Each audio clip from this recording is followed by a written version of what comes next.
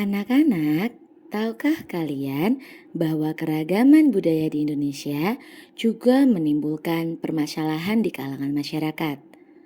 Masalah apa saja ya yang terjadi dan bagaimana cara mengatasinya? Serta bagaimana aksi kalian terhadap keragaman budaya? Sudah siap belajar? Mari kita mulai pelajaran hari ini bersama Ibu Angga, Namo Buddhaya.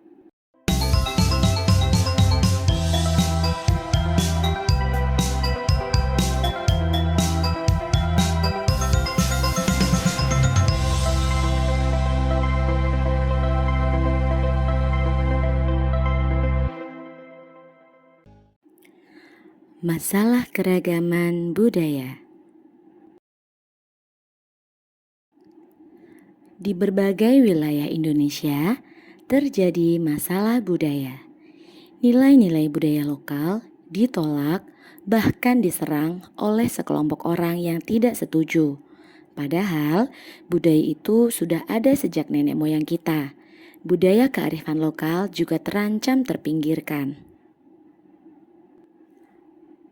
Pada era digital ini, kebudayaan asing makin menggerus kearifan lokal. Padahal, pada dasarnya, kearifan lokal bangsa Indonesia terbukti memberikan sumbangsi terhadap pelestarian lingkungan. Falsafah budaya lokal di beberapa daerah Indonesia masih dilestarikan. Hal ini dipandang sebagai pemersatu bangsa. Banyak falsafah kearifan lokal yang mendukung lingkungan hidup, antara lain sebagai berikut. Hame Mayu Hayuning Bawana, artinya membuat dunia menjadi damai, asal daerah dari Jawa. Trihita Karana, artinya tiga hubungan manusia dan dunia, asal daerah dari Bali. Selanjutnya, Nyabuk Gunung, artinya melestarikan alam, mencegah erosi. Asal daerah Jawa Barat. Selanjutnya adalah alam tak kambang jadi guru. Artinya alam dijadikan guru. Asal daerah Sumatera Barat. Perhatikan upacara adat yang terdapat pada tabel berikut ini. Sedekah laut. Sedekah laut ditolak oleh sekelompok orang karena dianggap tidak sesuai dengan budaya mereka.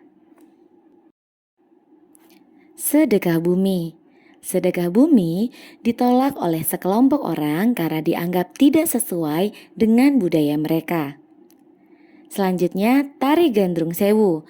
Tari gandrung sewu ditolak oleh sekelompok orang karena dianggap tidak sesuai dengan budaya mereka.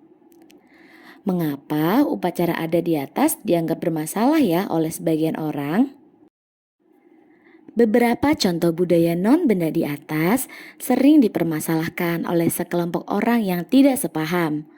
Mereka menganggap bahwa upacara sedekah laut, sedekah bumi, tari gandrung sewu merupakan kegiatan yang salah.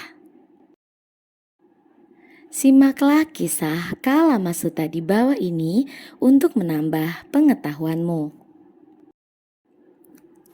Pada suatu ketika, Sang Buddha sewaktu berkelana di negeri Kosala dengan sekelompok besar sangha para biku masuk ke kota suku Kalama yang disebut Kesaputta. Para Kalama, penduduk kota Kesaputta, telah dikunjungi oleh berbagai guru spiritual dengan beragam pandangan yang berbeda.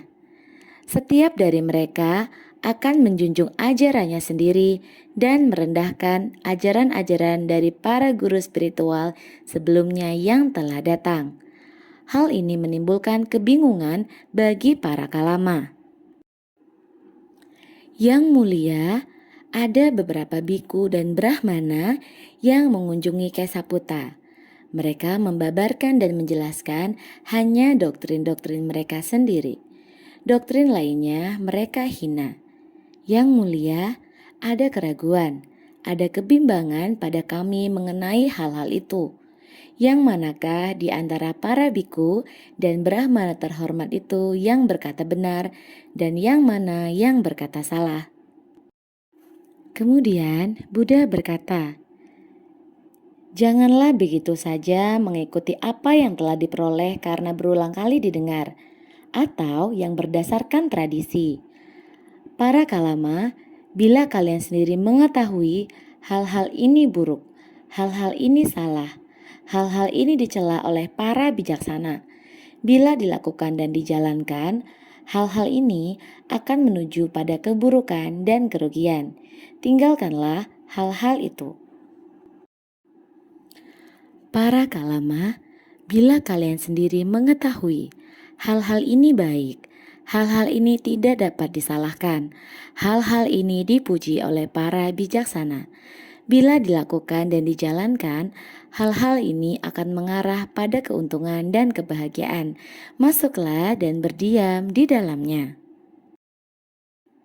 Jadi, apakah kalian sudah memahami isi dari Kalama Sutta?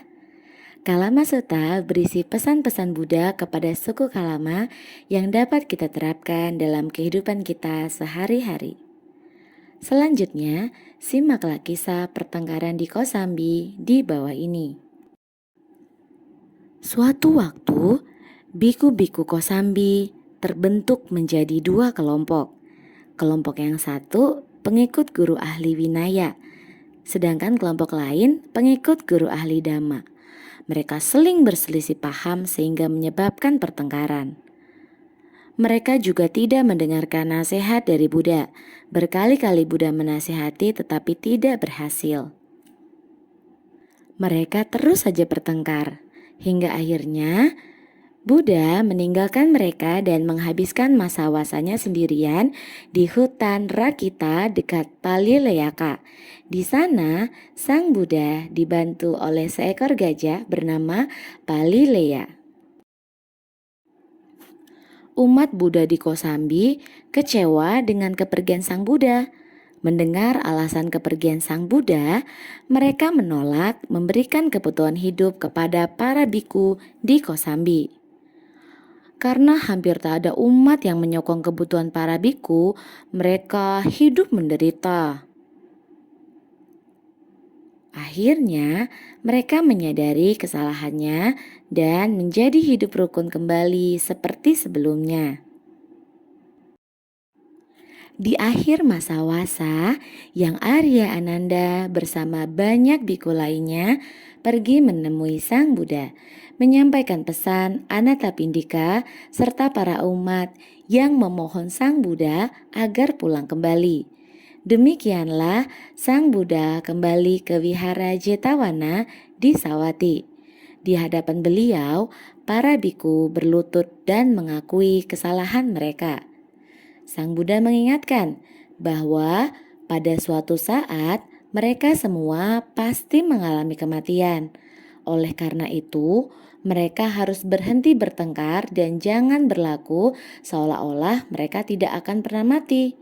Buddha juga mengucapkan syair, sebagian besar orang tidak mengetahui bahwa dalam pertengkaran mereka akan binasa. Tetapi mereka yang dapat menyadari kebenaran ini akan segera mengakhiri semua pertengkaran. Semua biku mencapai tingkat kesucian Sotapati setelah khotbah Dhamma itu berakhir. Nah, apakah kalian sekarang sudah memahami isi dari Dhamma pada 6? Kisah ini mengingatkan kita bahwa hendaknya kita memiliki kerukunan dengan sesama manusia. Pertengkaran dan perbedaan pendapat hendaknya diselesaikan dengan cara yang bijaksana. Nah, sekarang waktunya menyelesaikan masalah. Banyak budaya di suatu daerah tidak diterima oleh beberapa golongan yang tidak sepaham. Ayo cari informasi dan bertanya budaya non-benda apa saja yang sering dipermasalahkan. Tuliskan temuan kalian dan cara menyelesaikannya. Anak-anak dapat meminta bantuan ayah ibu di rumah jika mengalami kesulitan. Kesimpulan materi hari ini adalah Indonesia memiliki keragaman budaya yang amat berharga. Sebagai umat Buddha, hendaknya kita turut serta untuk melestarikan budaya bangsa.